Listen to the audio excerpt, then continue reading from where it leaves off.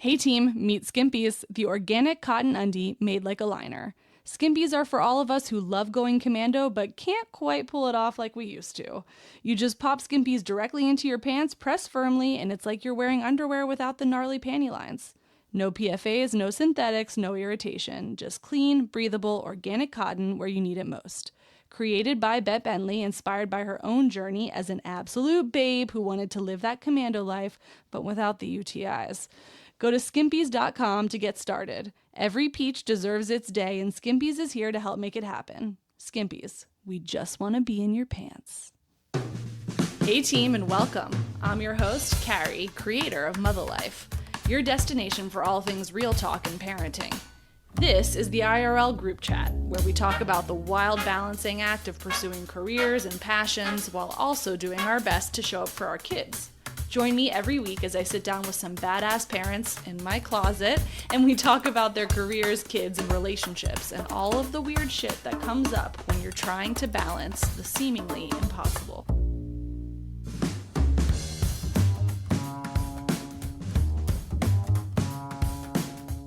Drive. It's an innate, unrelenting force propelling you forward. For those that are driven, it can be all-consuming. The what of what is driving you may change over time, but the need to keep moving forward, to keep moving at all really, that's constant. Being driven doesn't necessarily mean you move fast. It just means you move with purpose, towards something, even if the something keeps changing. When you become a parent, your experience with your own drive might be complicated. Maybe you want to recalibrate, be less driven and more, stationary in the moment.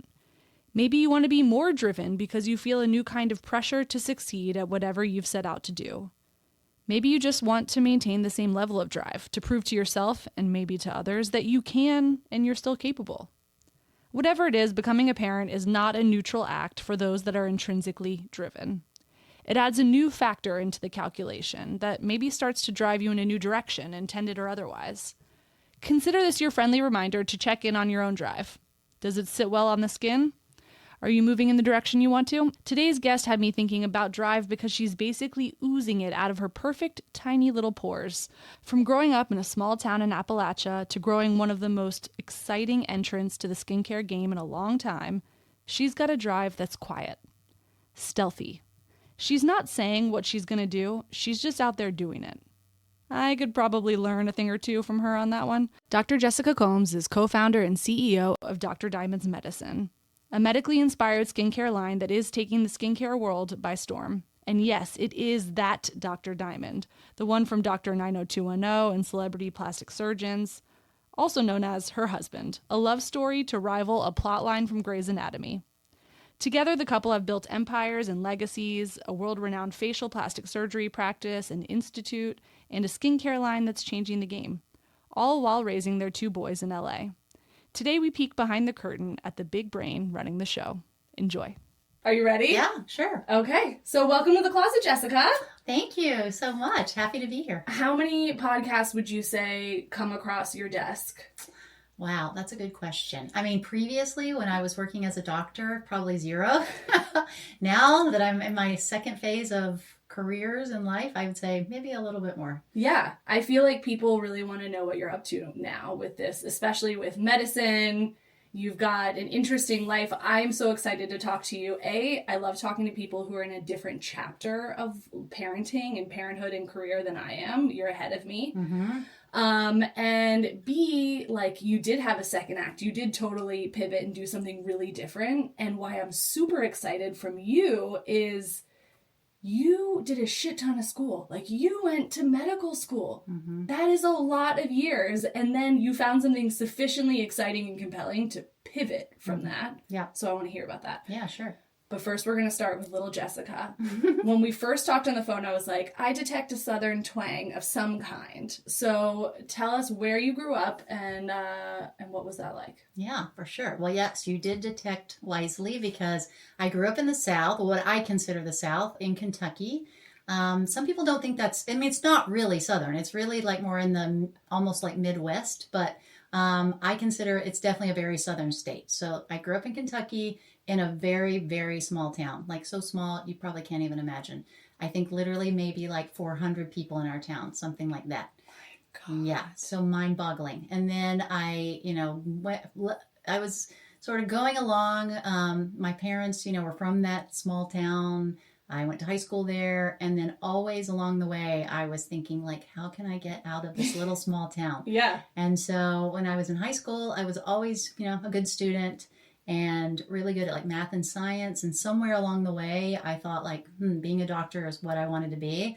And so that's what sort of took me out of there and, brought me ultimately to medical school and then where I am today. Oh my God, there is so much to dig into. First of all, you're our first person from Kentucky on the pod, so that's exciting. That's exciting. Because besides the Derby, I don't know much about Kentucky. Wow. And fried chicken. Yeah, well, yes. Kentucky Fried Chicken. Kentucky is an amazing, beautiful place. Like I said, it sort of has a southern feel to it. It's hard to describe. Where I grew up is in the heart of the Appalachian Mountains, which you probably have heard of, but don't know very much about. So when I tell you I grew up in a really small town in the mountains of Kentucky. Well, Appalachia has a reputation for being like broadly low socioeconomic. Yeah, no, that's totally true.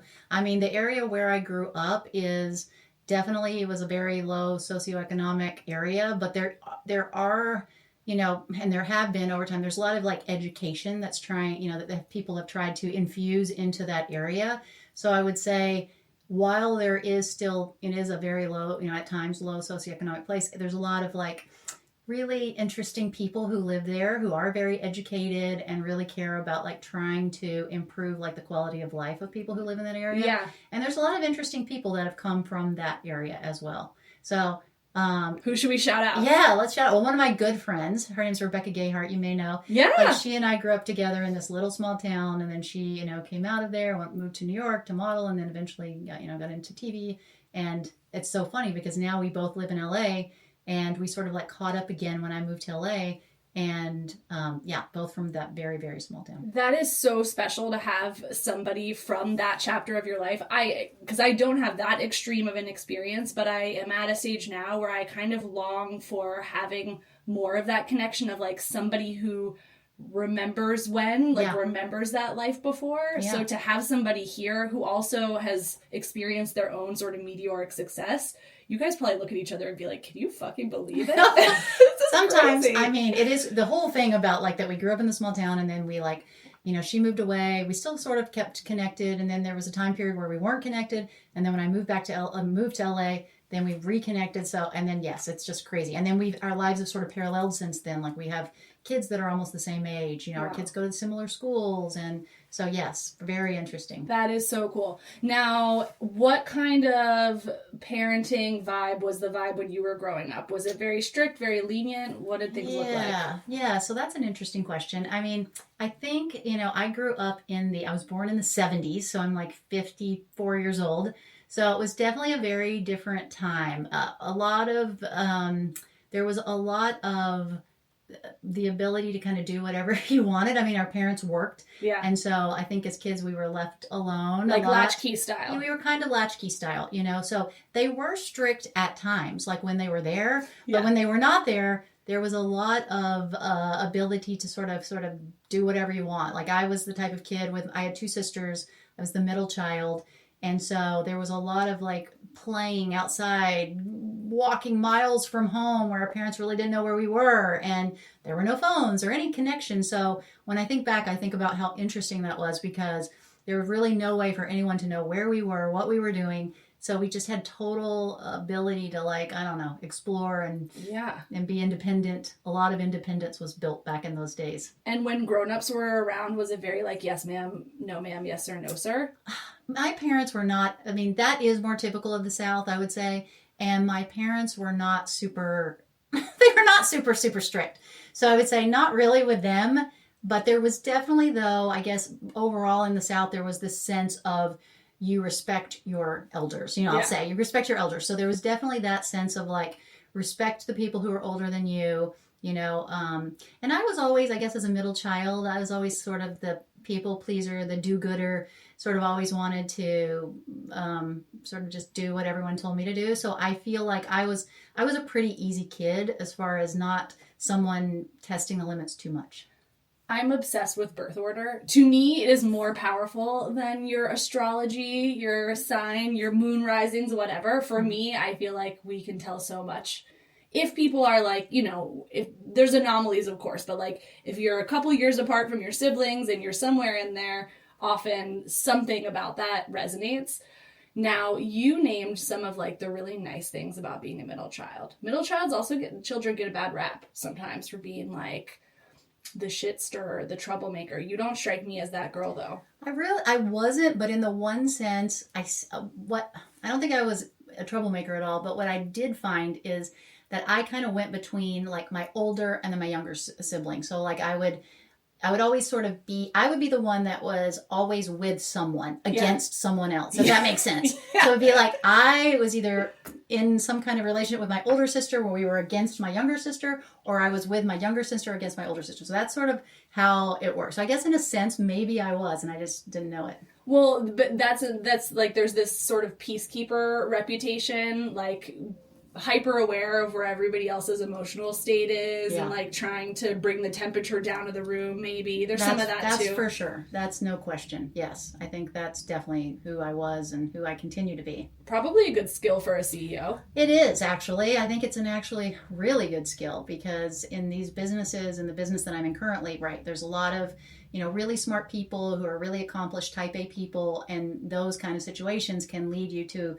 where a lot of people have a lot of ideas and they're disagreeing ideas, and you really have to try to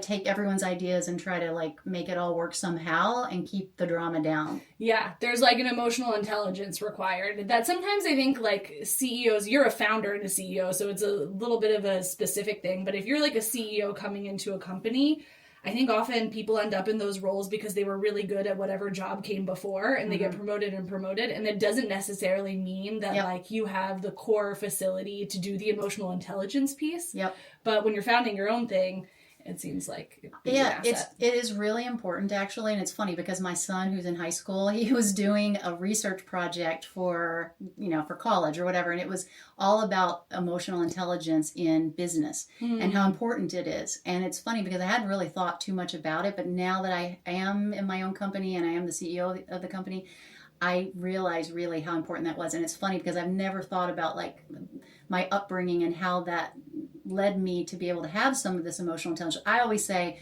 I have a lot of common sense, and I think the common sense has really helped me a lot in business, but it's probably a combination of common sense and emotional intelligence. For sure. And also the common sense piece comes from walking miles and miles with your sisters unobserved, and you 100%. Had to fucking figure it out. 100%. Figure out how you're going to get home. 100%. Totally. Exactly. So this whole time you're like, I'm going to get out of Dodge. Like, this is all well and good. Is your family still there? Yes. My parents still live in the same place, in the same house that we lived in growing up, in the same small town. But for me, I guess, clearly I live in Los Angeles now. There was a part of me that was a dreamer that wanted to see more of the world, that didn't want to stay in a small town. I remember when I told my dad that I was going to be a doctor, go to medical school, his words were, "Are you sure? I don't know if this is the right move for you. What, you want to be a teacher? I think in his mind, I don't know what he was thinking exactly, but he was the type of person, he was very practical, and he definitely thought like it's better to have something that's secure and that we know that you can work and have a job. And he definitely wasn't like a dreamer like I probably was. More risk averse. Yeah, exactly. He was more risk averse and more like, let's find something that we know you can do and that we know you can get a job. And I remember just that conversation of being like, he has no idea what he's talking about. And probably pushed you even further. It did. It totally did. Get me out of here. Yeah, like there's no way that I'm going to do something big in life.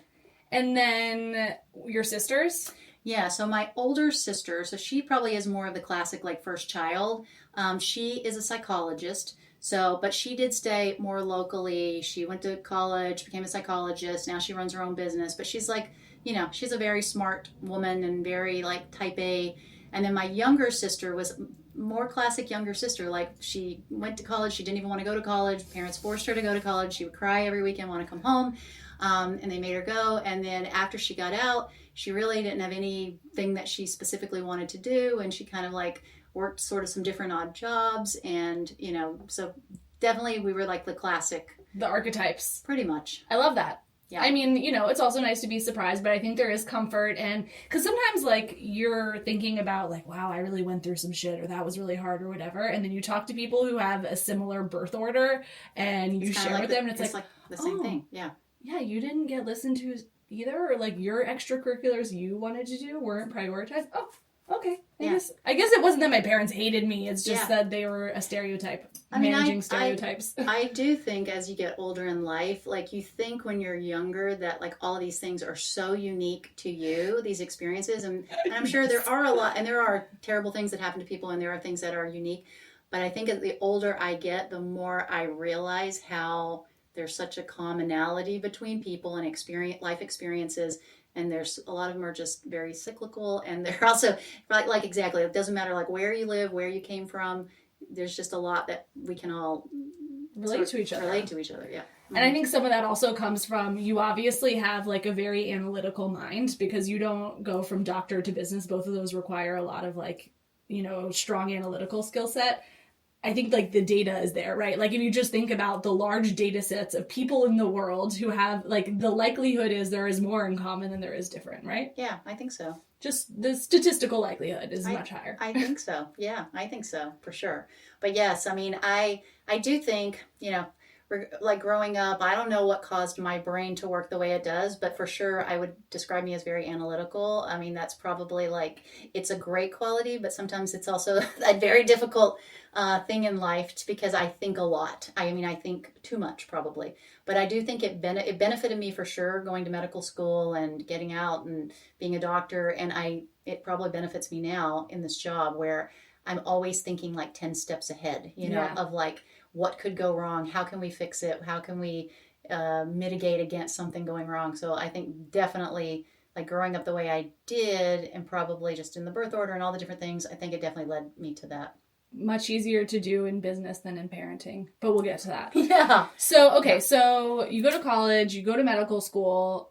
What did you specialize in medical school? Yeah, so medical school, you don't, you don't specialize in medical school, but after you get out. So I ended up specializing in internal medicine and pediatrics. It's like a joint residency where you're basically, normally if you did internal medicine, which is for adults, it would take you 3 years to do that residency. If you did pediatrics, it would take you 3 years. So it would take you 6 years to basically do those two residencies. But this special program allowed me to do those two residencies in 4 years. Wow. And then basically you take the board certification in internal medicine and in pediatrics, and you're double board certified. So that's what I did. Wow. Yeah. So the interest there was like, I wasn't really sure what I wanted to do, but I liked the idea of just kind of knowing everything, or as much as I could. Yeah. And so it's called MedPeds. MedPeds is a program where you can sort of be like someone's general doctor. It's sort of the same idea as like family practice, but in a more like specialized way. Now, internal medicine and pediatrics both have the reputation of being like a fucking grind. Uh-huh. You are just like high patient loads, constantly needed. Like that is a grind. Yeah. When you started practicing, were you energized by that? Or did at some point you just say, actually, this is not so cool? Yeah. Well, I mean, yes, the medical school and the residency, definitely a grind. I'd say like one of the hardest things you probably can do in life, just emotionally, mentally, physically, the sudden realization. And if you do it like I did right out of college, you're very young, and you're sort of put in these situations where people's lives are in your hands. I mean, when you're doing pediatrics, you have tiny little 28-month-old babies where at night you're the only one on call, and you may have to intubate a tiny baby in the middle of the night, and there's no one but you. So this quickly makes you a very mature person. It makes you, it's a whole different world of like, I don't know how to describe it, but it's something that really like puts you through through the paces of like something very grinding and grueling. But in the end, if you can make it through, it really gives you so many life experiences that you can use in so many different ways. But from there, I would say after I got out, as far as like how I felt, yes, I felt, you have to take the 2 board exams like right after you finish. And then I started working immediately. I was working at the same place that I did my residency. So I started out working there's a VA hospital there, and I was one of the attendings in internal medicine. And then I was working back at the Children's Hospital as well in pediatrics. And I did feel, after I got out and I studied for the board exams and I passed the board exams, I really felt like I was a super doctor. I felt like I knew everything. And it was so cool to go into practice and really just feel like you have all this information at your fingertips. You start to learn the art of medicine. You start to trust like your gut instincts.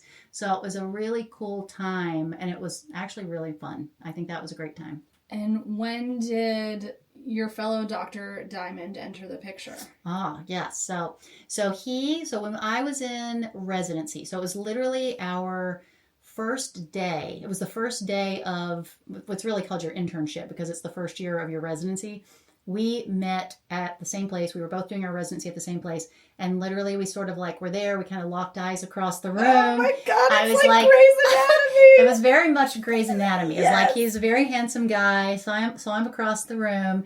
You know, next thing I know, like I'm in the next, we were in an orientation for residency.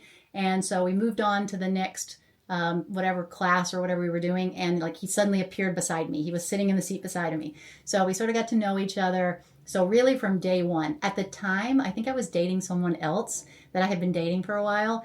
And so clearly, I mean, he was interested. I thought he was very handsome. And then during that first year of our internship, I broke up with the other person.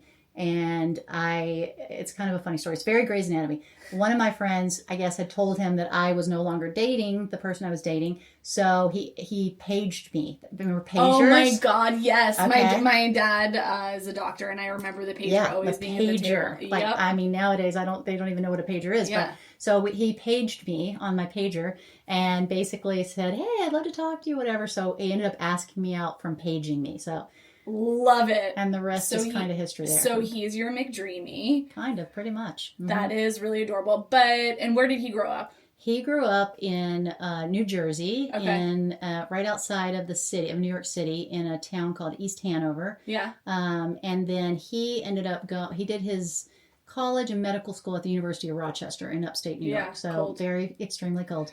And then after that, he went on to he knew he wanted to do facial plastic surgery. Like his whole story is that, you know, he came from sort of similar family to me, like a working class family. But he had an uncle that was a doctor. He was a gastroenterologist. And I guess during maybe college or maybe high school, he spent some time with him and really started to think like, hey, this seems cool. This guy's going to work every day in his pajamas because he's a gastroenterologist. And he thought this could be cool. He was doing procedures.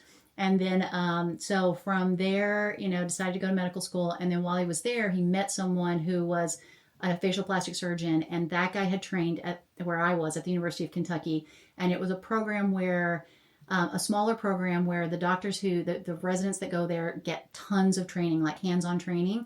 So that's why he ended up going there. Wow. Yeah. And while you guys maybe in some ways had similar upbringings, I imagine in many other ways had really different upbringings. Yes, totally. Like, okay, the fact that he was from New Jersey, I was from Kentucky, that he was a Jewish Yeah, I was going to say, kid. you don't strike me as Jewish. No, in Kentucky, as you know, there's not very, very many Jewish people. Though there are some. There are about 5. They don't know each other. Yeah, maybe 5. So yes, it was a very very different upbringings in that sense.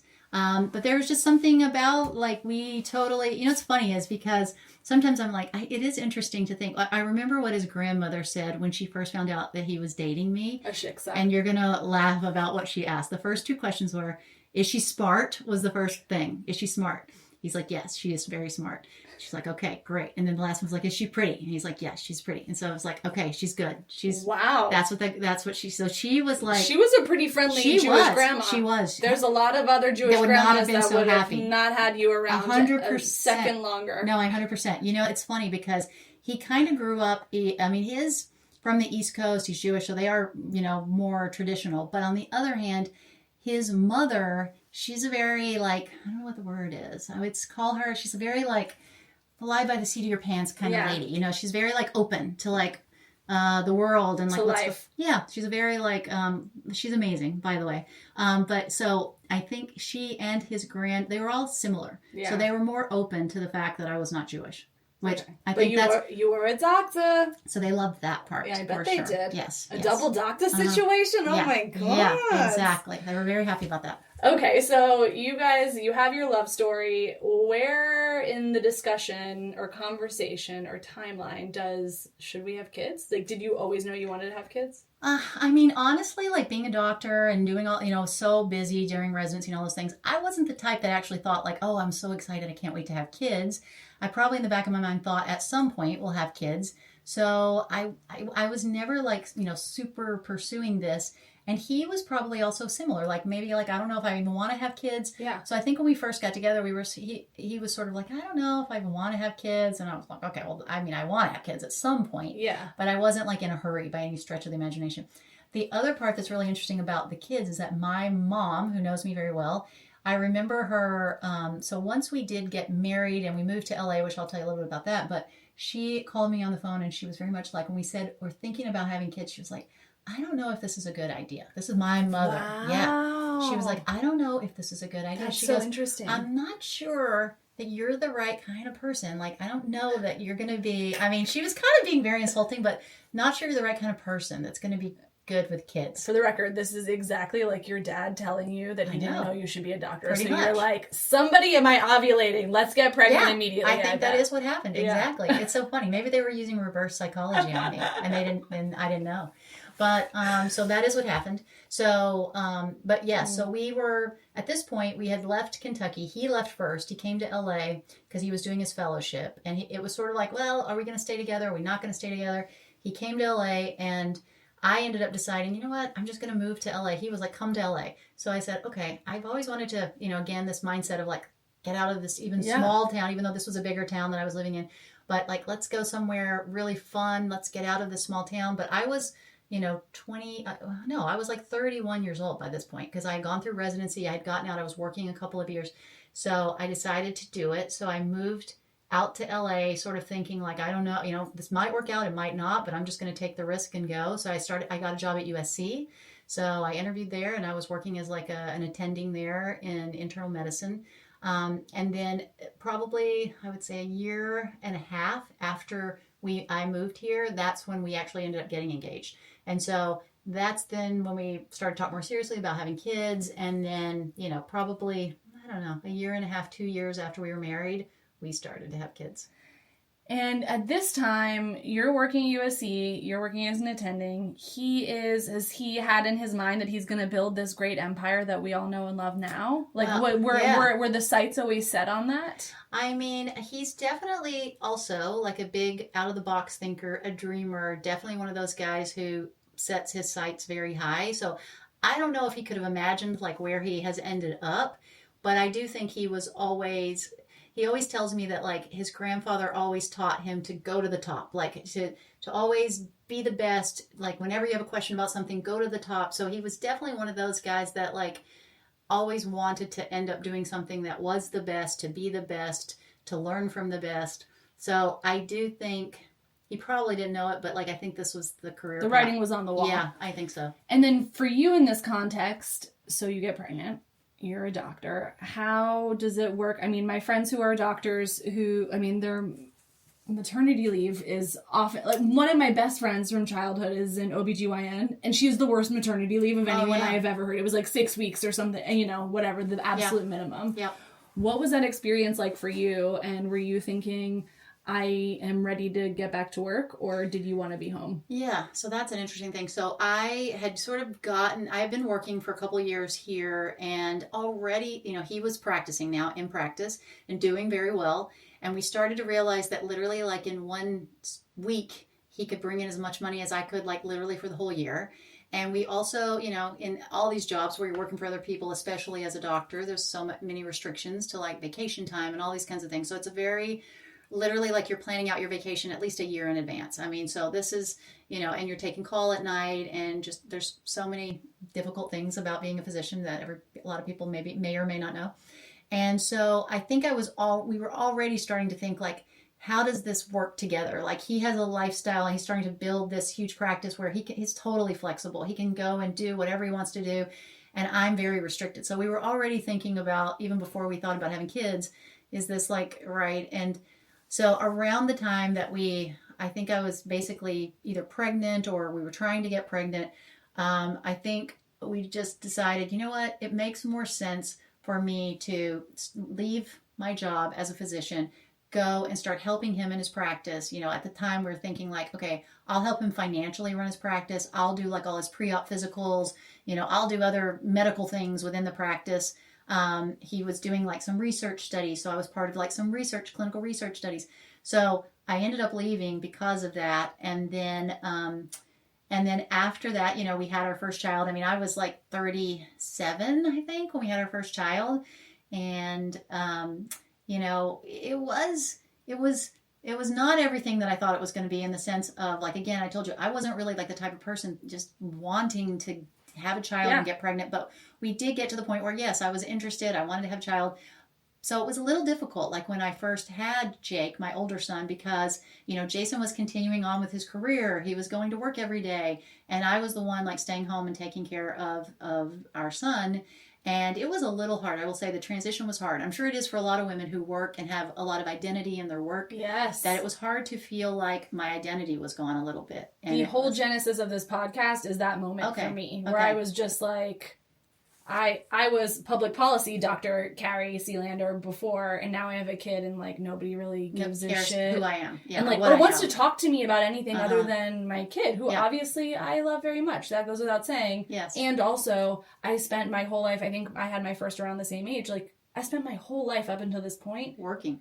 And like investing in myself. Yeah, totally. And now nobody cares about that. Yeah. It was really infuriating, actually. Yeah, that's so funny, because I would say I felt exactly the same way. Yeah. I remember we had a lot of arguments like at the very beginning of, just, I don't know, I felt kind of trapped. I don't want to say I felt trapped, but I felt a little trapped. Like he was out going to work and enjoying and doing the things, and like I was at home, and like I did feel a sense of being trapped.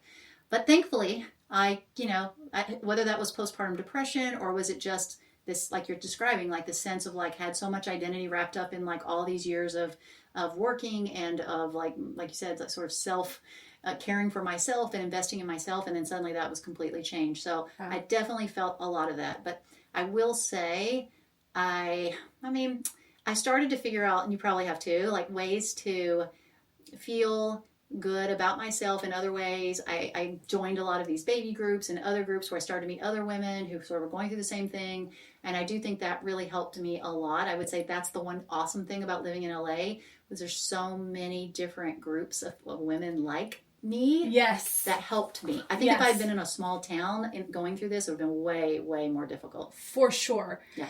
And I think also, like, you have the added layer of when you're a doctor, a medical doctor, there is this like place in society for medical doctors. We revere them. We view them in a certain way. I mean, this current political climate aside, in general, there's this like status symbol with being a doctor.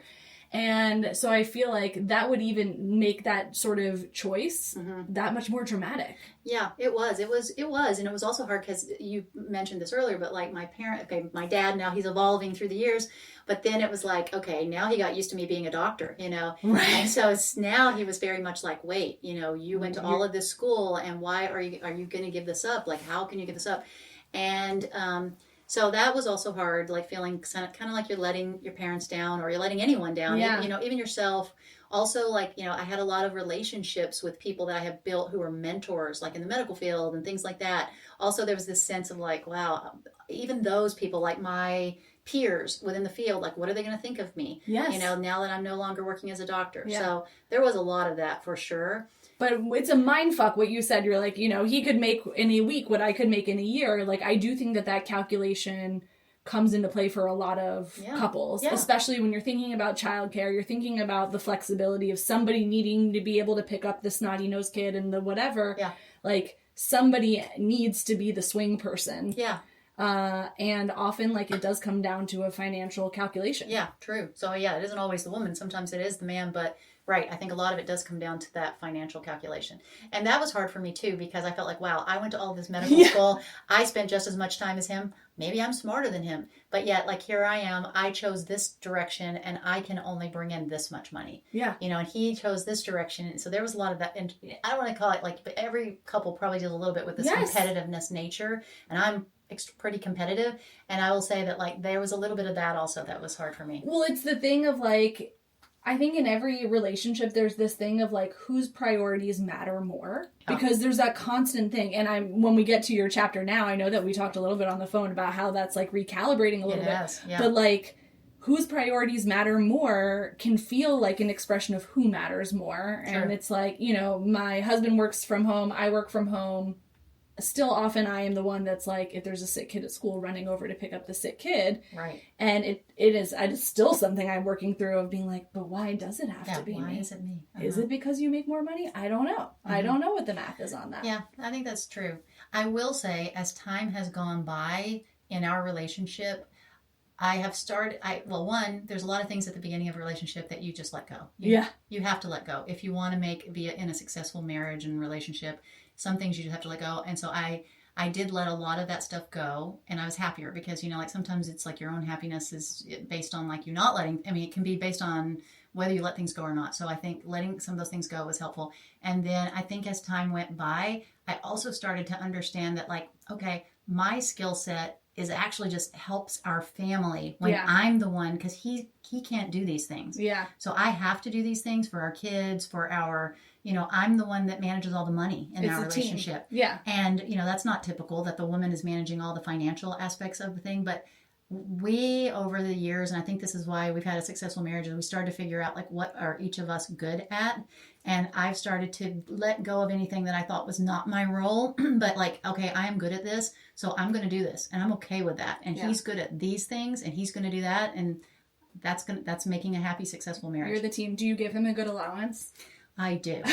But the thing, what's so great about him is he requires like zero money. He's like one of those guys who he could care less if he has anything. He really doesn't spend a lot of money. He's super conservative. Thankfully for him, because I'm the opposite. I love to, you know, I love clothes, I love shoes, and like we are a good combination because it balances out. It does, yeah. He just wants to like cold plunge or whatever he gets that's all he cares about. If we can give him a cold plunge or a sauna, he's good. Yeah. So, and then the other aspect of this is, as all of this is going on, you're raising your kids, and his like public profile is increasing. Yeah. And you're like this mystery woman in the back, like running the show. Mm-hmm. Was it sort of a surreal experience to watch your like guy who's paging you in your residency come up to now be this guy that like everybody knows who he is? Yeah, I mean, we didn't talk about this, but we were on a television show like after we got to LA called on E called Dr. 90210. Oh my God, of course, yeah. Okay, you remember the show? Yes, of course. Okay, so this all ties into this because when I moved to LA, this was before we had kids, but he, again, out of the box thinker, started somehow they broached him about being on this reality show, which back then reality shows, this was really early on in reality shows. This was like Big Brother era. Yes, totally, even before that. So he was very much like, I want to be on a reality show. I want to be on the show because it's going to showcase my surgical results. I was like, are you crazy? Like, who would want to be on a reality show and show all of their personal life and all this stuff? Somehow, though, he talked me into this. And so I totally forgot about this. Yes. Yeah, this is crazy. Yes. So we were on the show. It was 5 regular seasons, and then it had 2 like special seasons. So it was 7 years. And during that time is when we had our first child. And so, he was kind of catapulting to like this really like had a lot of fame early on back then. So yes, I think, you know, it was difficult. It was a really weird experience to go through that with a spouse. And I'm sure people in LA who are married to people who are actors and actresses, they go through the same kind of thing where it's very awkward and strange. Because we would literally go through airports and people would be like, oh my gosh, Dr. Diamond, I can't believe you. Like we'd be in New York or wherever we were. Literally people would just come up to him. So that was a very strange and weird experience. And but I'm sort of the type of person, like I kind of love being behind the scenes. So for me, maybe there was a little bit of awkwardness to this, but overall, I like to be behind the scenes. So I was okay with this. So it's the perfect combination. I think so. In this way, it was more the like team working together, everybody doing what they do best. I think so. Now, where we are today, you guys, 2023 Metacine launched? Yeah, it launched in 23. So our skincare line that we created based on his surgical practice and all, you know, both of our medical knowledges and all these years of experience, it launched direct to consumer in 23. It's called Dr. Diamond's Metacine, Metacine, sort of a play on the word medicine. And it has been a wild ride. I did not know really what I was getting myself into. Like when I for years, we had talked about skincare lines. There were people who wanted to license his name. We had worked with different, people. Like there was once an esthetician that we had worked with and talked about a skincare line. It kind of like went pretty far in this whole thing, but it just wasn't meant to be. It didn't work out. And so we kind of got to the place where, again, I'm running his practice. He's growing, continuing to grow. After Dr. 90210, Instagram took off. So that was a really big thing that like his practice started to showcase more like in-office procedures in addition to his surgical results. And that took off. There were a lot of people posting about him, as you know. I mean, even today, influencers and very VIP people and just a lot of people. So we sort of got to the point where I was like, hey, we don't need anyone's help to do the skincare line. I really think we can do this. He's like, look, if you can get this thing going, we'll do it. So that's kind of how this all started. We probably I don't know, it was like a while before we launched in 23. It was prior to COVID. So we were already sort of going. We had hired a few people to help us and things were moving along, and then COVID kind of hit. And so we took a little bit of a break. And then once things started to open back up, we were like, okay, let's keep moving. Let's keep moving with this. And so we, really researched. He has a procedure that he trademarked that he does in office that we used as sort of the inspiration behind the first products that we launched. And so we spent a lot of time researching ingredients and testing and trying and all these things, and sort of got to where we thought we had some really great products. And then we launched in 23, really to amazing response.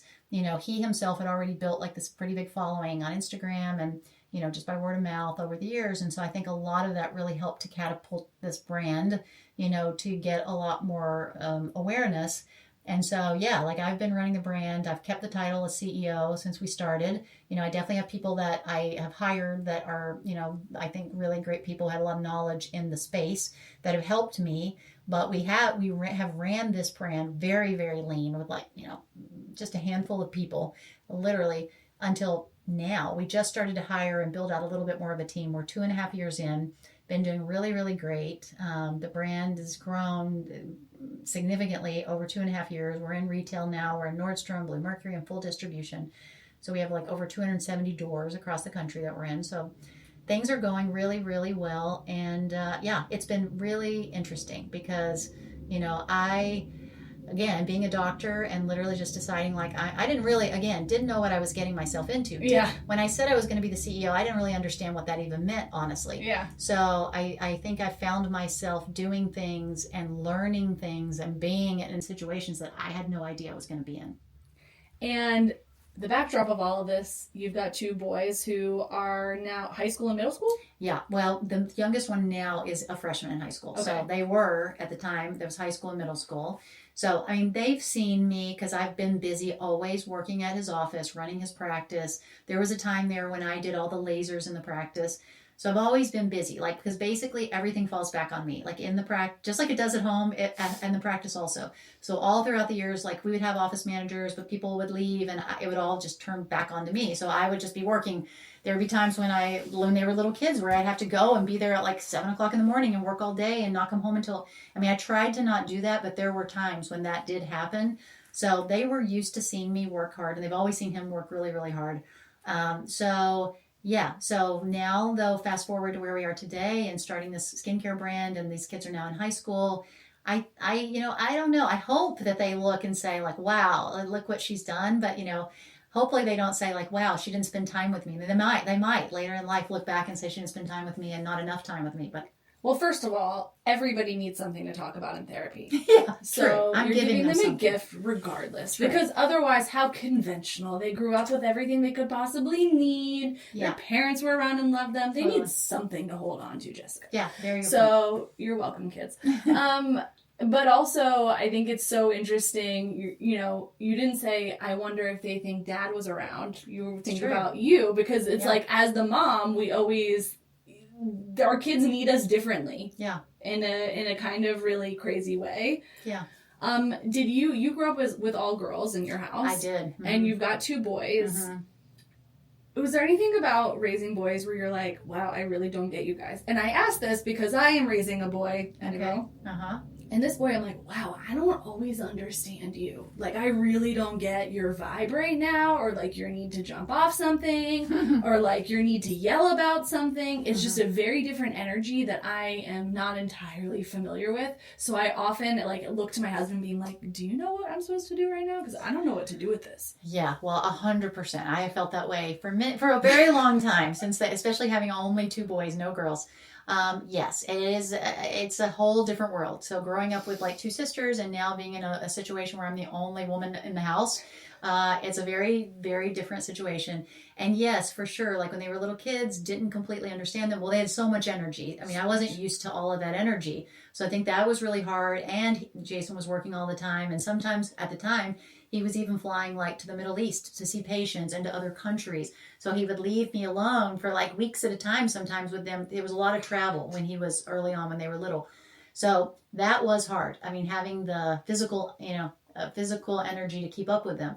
As they've gotten older, yes, for sure. There's even other things. I mean, the fact that, no one cleans the house. No one helps me clean the house. They all make huge messes and no one thinks about anything. It's just this very different. I often sit and think, wow, how much different would my life be if I had just even one girl who was like helpful and thinking about like, how can we keep this place organized? How can we, I mean, those are dumb things, but and then also just the thing about like, you never have anyone that really wants to do the same thing that you want to do. They don't want to watch the same television programs. There's no one there to go shopping or to do it, so it is a very different kind of life to be a boy mom. And I think that some women are made for it and some are not. I'm a very girly girl. So for me, I would say it's been a little bit hard. But there's there's a lot of positives. I mean, I think my older sister always told me, she had two boys also, and she would tell me like, I know it's hard right now when they're little, but she's like, when they are in high school, you will see it is so much easier, I think, than girls. I mean, we don't know because we didn't have girls, but different than what we see our friends going through. And so I kind of have held that, like, you're just like holding on to the kernel that you have. But I think that maybe this was a little bit easier, but I can't guarantee that. So I'm not 100% sure. Especially now that you're in this like CEO busy era. Yeah. So maybe there's a gift there. Yeah. But you also mentioned at some point that the division of labor, like you're having to travel more now. Like he had to travel more when they were young. You're having to travel more now. Yes, that's true. So do you guys ever have conversations about division of labor, or does it sort of just fall into what needs to get done? Well, I don't think we necessarily we're not the greatest at like communicating, like having these like family meetings where we talk about division of labor or anything like that. But I definitely feel the swing back the other way. So I will say that, and it's kind of interesting because, okay, we're like in midlife, like I'm 54, he's 55. So I do think there's a difference now. It's almost like it has come full circle in the sense of like, I'm working more, I'm traveling, and he's the one staying home and there for the kids. Now, I will say at this age, what he's really great about is being and he needs it. He needs companionship.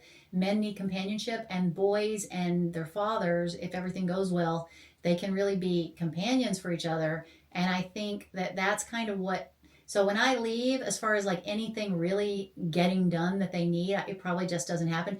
They're having to be super independent and just fend for themselves, or they call me. Like I'll be on my trips and they'll be like, oh my gosh, I need help with my blah, blah, blah, my homework or whatever. They don't go to him at all for homework. They all come to me. So like I'll be like in a car on the way to the city and have to be like dealing with homework and scheduling. This is why his grandma wanted to know if you were smart. She wanted to know if you could do the kids' homework because he wasn't going to do it. Yeah, that's exactly right. So there's definitely been a whole change, and I will say he is stepping up and doing things and taking them to things and being at events and things that like now I can't be at. So yes, there's a little bit of this coming back around.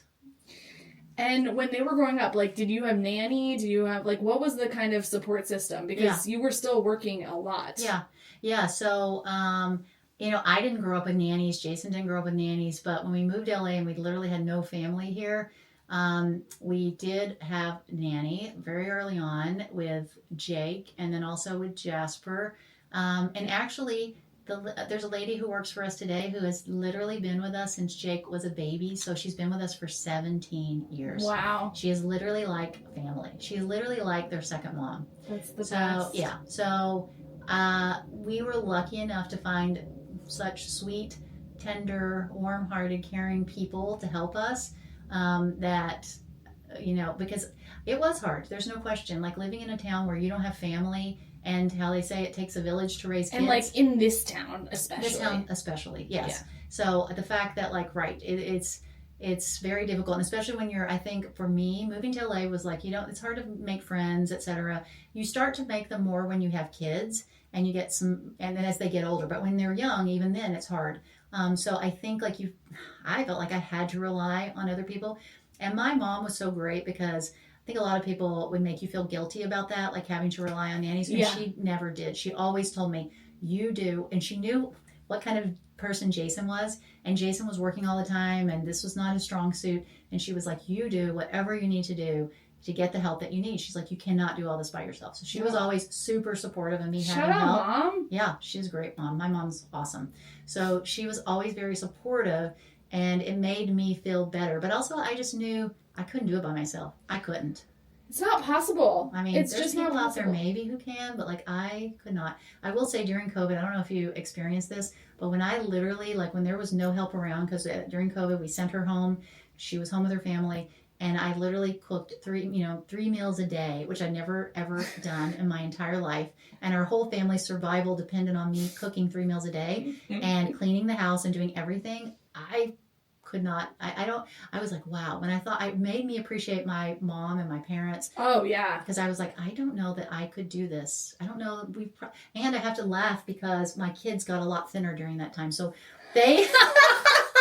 So when we look at pictures of them during that time, I remember my sister going, wow, they're really getting thin. It's like, okay, well, they're eating. I was trying to make things healthy and etc. But yeah. So funny. That's funny. Mm-hmm. That's very LA. They barely survived. I bet you could sell your pandemic cooking meal plan. Yeah. I bet there's like millions of women who would probably buy it, or people that would buy it. Probably. That's really funny. I mean, I think with the like having help and feeling okay to get the help, so much of it does come from like the people we respecting our decision. Yeah. And I know it shouldn't be like we shouldn't need the validation, but like it does make a huge difference. Yeah. And also like your partner being on board with what the game plan is. True. Like, because that person can also make you feel guilty about needing help. Yes. And he never did. Yeah. So he always was okay with me needing help. So that really helped. But also, why were you, I mean, somebody else could have cooked all those meals during the pandemic. I know. Somebody could have helped you. Somebody could have made a mac and cheese one night, fatten everybody up. I know. It's interesting. Some of it, though, and you probably know this, but like I'm a type A personality. I'm very, I don't want to say a control freak, but I will say that like some of this is because I don't know how to let go and let someone help me. Yeah. So a lot of classic. So a lot of this is because, I don't always know how to let go and let someone help me. And I don't know how to ask for the help that I need sometimes, especially when it comes to your husband or your kids. But, I mean, they did help some. I can't say that they didn't do anything, but I did a lot of it. Jason's going to listen to this. I know. He's not going to love this. He's going to be like, what? Exactly. So, but okay. We welcome his rebuttal whenever he wants. Sure. He can come in and give his rebuttal. But I will say that now that we're, I'm in the midst of the skincare line, because people often think like, oh, as your kids get older, you won't need help. Okay. But we still, because I'm working so much, I mean, I'm working more now than I've probably ever worked. I mean, as much as probably I did when I was in my residency or close. Wow. So I'm sometimes working like 10-hour days. When you create a business and you really are passionate about what you do, it is very hard to turn it off. And I'm the type of person who I just want to do better. I think we can always do better. I want to improve things. I want to grow this company. And it is very hard to turn things off. But now I find that I need as much help or more almost than I needed when they were little kids. Yeah, I believe it. Yeah. And now when you think about this next chapter, because soon it's not going to be that many years before you're empty nesting. Mm-hmm. Yeah, no, we're very close. We're like not completely 1 year away, but 1 year away from starting to see what this could look like. Yeah. What are you thinking about that horizon? It's kind of scary actually, because I do not, you see other people talking about it on social and you can't really imagine. I mean, my older sister, her kids are older now, so I know a little bit about like what they went through. But yeah, there's a little bit of fear of like, okay, how will our relationship go when we're empty nesters? Or, yeah, I mean, a lot of things, even business. And I mean, I could see us continuing to because we're both kind of workaholics, so I can see us, just working so much. But it is a little scary. Do you guys go on dates? We do. I mean, we used to be really good. Like, we used to have like a weekly date night. But I will say, since COVID, we really got out of that whole, and we still do some, but it's probably more like once a month, not once a week. You know what? It could be worse. Yeah, could be worse. And then with the boys and like the feeling of, well, at least the first Jake, right? Yeah. Heading off to college first, or assuming that's what he's going to do. Yeah. Do you have a sense of like the types of things they might want to pursue? And do you like have any sort of hopes for them for this next chapter? Wow, that's a big question. It's been very interesting because our kids, you know, we thought like, we were hoping that somebody would follow in our footsteps, maybe become a doctor, be interested at all in science. They do not seem to, at least the older one doesn't seem to be at all. Like, we, many times throughout the last like 4 years, my husband Jason has asked him, hey, you want to come in and watch a surgery? And he has literally never, ever, ever come in. Now, his friends have come in. We've had multiple friends who are like interested. They want to be a plastic surgeon. They've come in, they followed him around, but our older son's like, no way. Okay, you're going to find this very crazy. But he, 2 doctors kid, he wants to go into the military. He wants to be a special forces guy. He wants to be like a Navy SEAL. I'm like, okay, do you understand that this is not like what it looks like on television? This is not like, you know, you see a lot of things. He's like, I understand. I listen to podcasts. I follow, you know, he thinks he understands. But so very different. But we talked him into, we said, look, you have to go to college. You know, ROTC or something. We said, go to college. And then if you still are interested after you get out of college, then, you know, we can't, you'll make that decision. We can't make that decision for you. So he ended up, we hired like a college counselor who's really smart. And she sort of listened to everything he said and was like, how can I take what he's really passionate about and turn this into something that will, like, you know, get him into college? So she ended up, they decided to apply to programs. He applied to like the Homeland Security program at Tulane. He applied to USC, has a cyber security and intelligence program. Like UNC Chapel Hill had like a war, peace, and something. So I was like, okay, this is kind of interesting. He was very excited about it. So he ended up applying, and he actually just got in early decision to Tulane. So yeah, we just found out. Congrats. Yeah, so we like, the pressure's off. Phew. Yeah, so he for now is going to college. He's going in this Homeland Security program, which sounds very interesting. You know what? I weirdly understand his impulse. So I didn't, not for my undergrad, I like thought I was going to do fashion journalism, but for when I was going into my graduate studies, I like wanted to do war studies. I was very interested in the anthropology of the military. That's like him. He very loves the military. Interested in that. And I can't really explain why, conflict resolution, all of this stuff. So I do kind of understand that, and like, for you guys to know, there's lots of other things you could end up doing that are not the military. Yeah. And also, I do feel like he has grown up super privileged in a place where he's had every opportunity, and I think sometimes for kids like that, they want to figure out a system that is completely merit-based to prove themselves. Mm-hmm. That could be it. And so, like, I don't know what kind of kid he is, but, like, there is also that thing of, like, I want to go somewhere where it doesn't matter who my parents are or how I grew up. I start at the bottom with everyone else, and I have to prove myself, and there's no way shortcut for me. Well, he says a lot of times, because we try to get to the bottom. Well, first of all, it is very interesting, because from a little child, he was reading books about World War I and World War II. His grandfather's like a history buff. This is Jason's dad. So he always heard all of this. And he knew from an early age, he knew everything. He knew like all about World War II. And not just like, he knew about like the military like the techniques, strategies and things. So he was very interested. And so then it kind of died off a little bit like through middle school. And then it kind of resurged back in high school. And so it's kind of not surprising, because it is consistent with what he was talking about and liked as a kid. He was talking about recently, like, why would he want to do this? And he said, you know, it's really about like proving that I can do something that seems so hard that I have to mentally and physically sort of put myself to the test. I was the exact same. Okay. Like, I applied.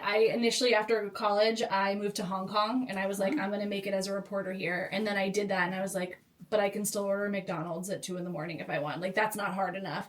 Then I applied for the Peace Corps, and I was like, okay, I'm going to go to Ukraine. I'm going to, like, that ended up not happening for some Crohn's-related reasons, but, like, I had this really deep thing of like, I want to see what I'm made of in the hardest possible situation. I think that's exactly what he feels. So I totally relate to that thing. And the good news is there are lots of places to do that. Yeah. Military, fine. We had a military colonel on the show who was super interesting.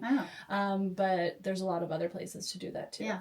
And then we have our younger one who is a freshman in high school, has no idea what he wants to do. There was a point there where he said, I think I'm going to be a ski bum. I'll just go and be, or maybe he said Olympic skier. I don't remember. He's a very different kind of kid. He's just kind of out there on his own. So who knows? Youngest. Very much the classic youngest child. I love it. Well, I could talk to you all day, and I want to hear more about your kids and what they're up to, because it's just a totally foreign world to me. But I want to make sure that we talk a little bit about Metacine and what, because I know that, is it the Instafacial? Yeah. That's like flying off the shelves, right? Yeah, it is literally flying off the shelves. So basically, like I was saying earlier, we took, it was a procedure that he was a very early adopter of these bio-regenerative treatments. So you can think of like the vampire facelift. And he learned very early on, he saw the significant benefits of this in his office. And so he started to utilize it. And then he started to see that when he put like multiple treatments together, he got like an exponential result on the skin. So he ended up trademarking a group of procedures that he put together, and he called it was around the time that the Instagram was taking off and people were using it for business. But he called it the Instafacial because it had sort of like instant results and then more long-term results. And then within his practice, there were times when, when a lot of people didn't want to post anything about having plastic surgery. That has changed. Yes. But thank you to Kris Jenner. Thank you, Kris Jenner. But in the past, people didn't want to post about that. So this was at a time, probably like 10 years ago, where people were willing to post about something that was called a facial, an Instafacial. So this really, first of all, it's an amazing procedure. People love the results, and people all across, people that would come into the practice, makeup artists, celebrities, very high-end, I don't know, just all kinds of people were posting, and it really, really got like a cult-like following. And so people fly in to see him anyway from all over the world, but people were literally flying in to see him just for the Instafacial, not only for surgical procedures. So that was very interesting. And so again, we decided like, okay, we can take this, turn this into to products. And I like to say like skincare ingredient science kind of caught up with what he was doing in office. So all of these, there's lots of new techniques that are coming to the forefront of skincare. So some of these are these bioengineering techniques that are allowing us to produce ingredients that are identical to what's in the human body. So what we ended up using in these products and starting with are these bioengineered human identical growth factors that are similar to what's in platelet-rich plasma, but they are identical really to what's in platelet-rich plasma. And so we had two products that we originally launched with. The first one is called Plasma, and it is our growth factor serum. So this launched like 2.5 years ago. The second product was called Emulsion. It's a retinoid treatment, like a night treatment, but it's really like this multi-functioning hero product. And I sort of like to think of it as a laser, like a laser in a bottle, or it was so the part of his procedure that it mimicked was the laser. There's a laser part and a microneedling part, and it mimicked those parts and sort of allowed your skin to be prepared for the plasma, the serum that we produced. So those were the original two products. They were called the Instafacial Collection, the two of them. They literally flew off the shelves. I mean, huge. I think that the first, I can't remember how many we sold, like we pre-sold when we launched direct to consumer, sold tons of them. And then, started to get calls from retailers and just, people, investors, all kinds of people very interested in what we were doing. And then we launched the third part of the Instafacial Collection, which is called Infusion. It's a bioengineered human identical collagen serum, new to the market. Those aren't on the market. And so that launched in February of this year. So that completed the Instafacial Collection. And then that became our number one SKU, these three products that we sell together on our website. And then we just launched our first product that's outside of the Instafacial Collection. It's a moisturizer, but it's a barrier repair cream called Hydro. And so it has a patent pending ingredient. So sort of utilizing the same kind of idea. Like the Instafacial Collection, we like to think of it like it's working more deeper, dermal, really stimulating your own body to turn on its own natural processes that start to diminish over time as we age. And then this moisturizer is really there to sort of seal in all these amazing ingredients and protect more of the outer layer of the skin, the epidermis, and protect the barrier, strengthen it, be able to repair the barrier, and even like improve like your microbiome, which you probably heard about in your stomach, but you also have a microbiome on your skin. And so this Hydro has really like improved. It also helps to improve the microbiome of the skin, which leads to just increased barrier repair and barrier strength and more moisturization to the skin, and decreases your risk of like irritations and all these things. So all the products have been doing really, really well. We have like, 2 or 3 more like in the queue to come out in the next year and a half. So everything's been going great. But yes, it's been a very interesting, I will say like the medical knowledge I had, being able to take that, because this is a science-backed skincare line, and apply that has been very interesting, very fun. We clinically study every product. So I know how to read all the clinical studies. I know what to ask for, what to look for. So all of that has definitely been helpful. But all the marketing and all those things, I'll say like that was a whole new world for me. Yeah. So, definitely we hired some people who knew way more than I did. But a lot of it's just like telling the story of like what we did. And, I actually think we've been successful maybe a lot because we weren't typical people that had created, a skincare line before, weren't in the industry. And I think it kind of helped to disrupt the industry a bit, to come at it from a slightly different perspective, like where literally, this is coming at it from like a doctor's lens, from Dr. Diamond's lens, from my lens of like, and his whole history over these years of these bioregenerative treatments. And he's very much, if you ever listen to him or watch him on his Instagram or any podcast that he does, very interested in longevity. He is someone who is always looking at like what's out there, what can make us live longer, what can make us live life better as we live longer. So, bringing all that into this, I think has been, it's helpful to this, and it's helped people to really like, it resonates with people and they respond more to it because it's real. It's like a real story. Do people stop you all the time because you have like the best skin? Oh, Do thank people? It's funny is people. It's so good. When I was working in his office, like some very big people, I was doing the lasers in the office, and like someone very, very big came in, and I was doing her laser, and he introduced me and said, "Oh, this is my wife." She's like, "Oh, this makes perfect sense." She's like, "Look at you. Your skin is amazing. So good." She's like, "This totally makes sense now." But I will say that, I use our skincare products, so that's part of how, thankfully I've been married to a plastic surgeon, so being able to do procedures in the office. But like, yes, the thing we hear all the time, I don't necessarily get recognized. I have in the past, because when I was on Dr. 90210, occasionally, but more so now we'll walk through the airport and someone will yell across, "Dr. Diamond, I love your skincare. It's changed my life." We were literally out to dinner like a month ago, and we were at a restaurant, and some random person comes up across the restaurant. It's like, "Hi, Dr. Diamond?" He's like, "Yeah."